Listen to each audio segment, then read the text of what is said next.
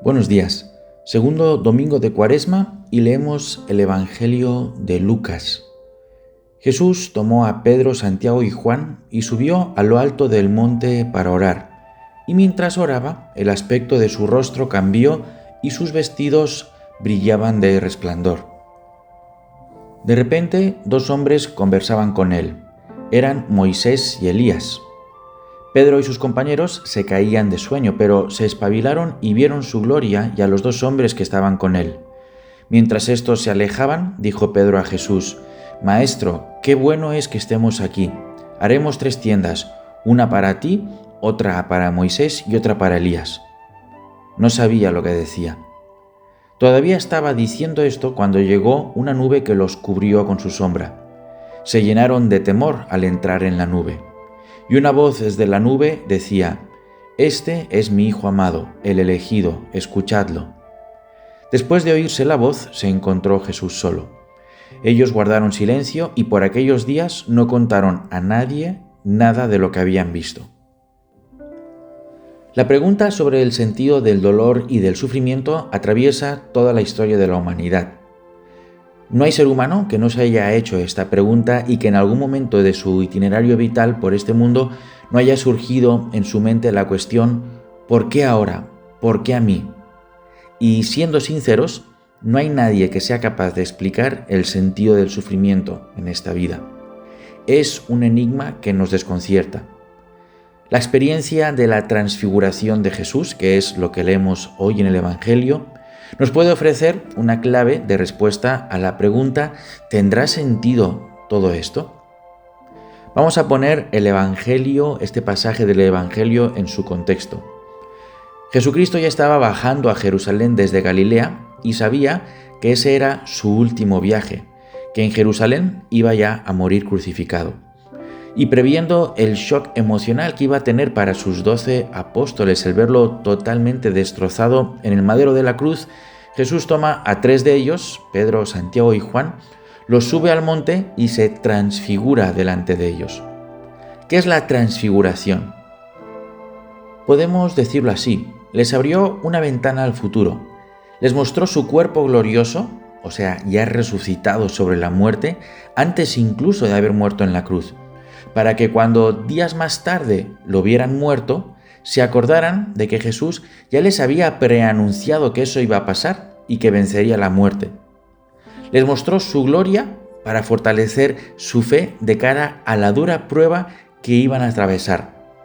Jesús no podía hacer ya más para sostener la fe de los apóstoles. Les quiso mostrar el sentido de la pasión antes de que la pasión ocurriera. Y le sucedió a ellos lo que nos acontece también a nosotros. El sentido de algo, de algún evento, no lo encontramos casi nunca antes de que ese evento suceda, ni mientras sucede, sino que lo descubrimos tiempo después. De hecho, tuvieron que pasar semanas hasta la venida del Espíritu Santo en Pentecostés para que los apóstoles pudieran descubrir el sentido a la pasión de Jesús. Sin Pascua, sin resurrección, el sentido de la pasión parecía truncado, inconcluso. Solo es con la Pascua, con la resurrección, cuando la pasión cobra todo su significado. Recuerdo ese célebre discurso en Stanford en el año 2005 de Steve Jobs, cuando contó de una manera muy íntima y personal eventos que habían forjado su historia personal. Acontecimientos aparentemente inconexos, años atrás, resultaron tener mucho sentido solo tiempo después. Como en esos libritos de dibujos para niños en los que hay que unir puntos para que aparezca una figura con sentido, la vida también nos invita a unir los puntos de los acontecimientos que atravesamos para descubrir el sentido que contienen. Y tal y como Steve Jobs anota, no se pueden unir los puntos mirando hacia adelante en el tiempo, como queriendo adivinar la figura, prever qué sentido tendrá todo antes de que eso suceda, sino que solo se pueden conectar los puntos mirando hacia atrás, una vez que los eventos ya han sucedido. Por eso, no queda otra que confiar en que los puntos, los acontecimientos, cuyo significado y sentido ahora ignoramos o nos parecen descalabrados, se conectarán e integrarán en el futuro, según se avanza en el camino, para ofrecernos un sentido más claro.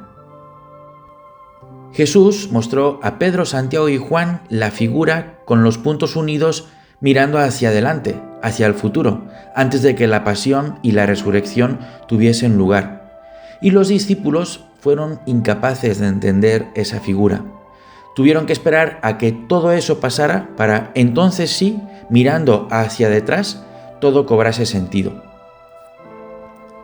El año 2025 es un año jubilar dedicado a la esperanza. ¿Y qué no es la esperanza? Es querer unir los puntos mirando hacia adelante y desear tener todo claro de antemano. Pensar ingenuamente que todo va a salir bien.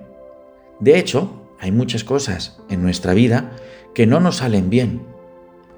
Václav Havel, el que fuera presidente de la nueva República Checa, fallecido en el año 2011, nos dejó una frase muy bonita que quiero traer aquí a colación. Y él dijo lo siguiente: esperanza no es lo mismo que optimismo. No es la convicción de que algo saldrá bien. La esperanza es la certeza de que algo tiene sentido, salga como salga. Jesús, con su transfiguración, les quiso decir a los apóstoles que su muerte, por muy dolorosa e injusta que fuera, tenía sentido. Es muy difícil afirmar que confiamos cuando estamos sufriendo, cuando el mal nos ahoga. No vemos qué sentido puede tener todo eso, y precisamente como es tan difícil, necesitamos con humildad pedir a Dios la virtud teologal de la esperanza. La certeza de que, aunque algo parece no tener sentido, con el tiempo ese sentido lo encontraremos. La transfiguración entonces va de unir puntitos, pero efectivamente solo los podremos unir mirando hacia detrás. Antes, lo único que podemos hacer es confiar que esos puntos eventualmente se unirán. ¿Cuándo veremos esa figura completa? ¿Se unirán todos nuestros puntos en esta vida terrena? ¿Seremos capaces de entender todo antes de partir de este mundo? ¿O más bien será en el cielo, donde finalmente veremos qué sentido ha tenido todo? Somos seres que cargamos con muchas preguntas y no todas las respuestas las obtenemos en esta vida. Llevamos dentro preguntas que no obtienen respuesta. Dentro del colegio de las monjas teresianas en Barcelona, diseñado y construido por Gaudí, hay una columna inconclusa, truncada, que no alcanza el techo. Representa el carácter incompleto que reviste la búsqueda de Dios que se puede realizar en esta vida. Hay preguntas que mientras estemos aquí permanecerán siempre sin respuesta. El sentido de ciertos acontecimientos permanecerá truncado e inconcluso, como esa columna en el colegio de las teresianas en Barcelona. Se unen los puntos solo mirando hacia detrás.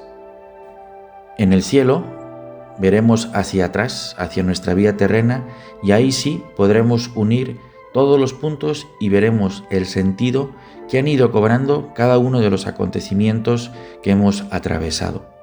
Pero para eso hay que confiar. Que Dios te bendiga. Si te ha gustado esta reflexión, suscríbete a mi canal y comparte este vídeo con tus amigos.